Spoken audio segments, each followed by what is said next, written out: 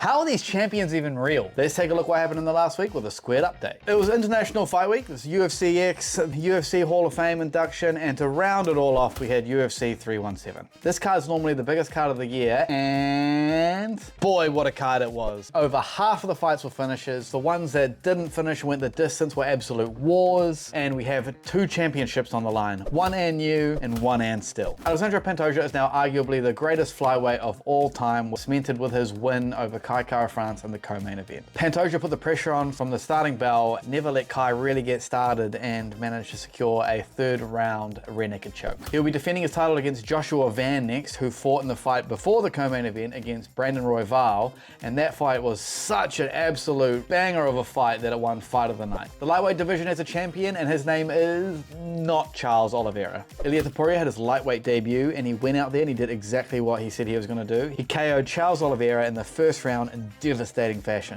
Ilia is now a two-division champion as a former featherweight champion, which he vacated to come up to lightweight, and he is now the undisputed lightweight champion. He also had a face-off with Paddy Pimblett after his fight, which Dana White wasn't too happy about, and that could be the next fight we see for the lightweight title, but Ilia has mentioned in an interview that he thinks Justin Gaethje is deserving of the next shot. And that's the MMA news for the last week, and now you are all squared up.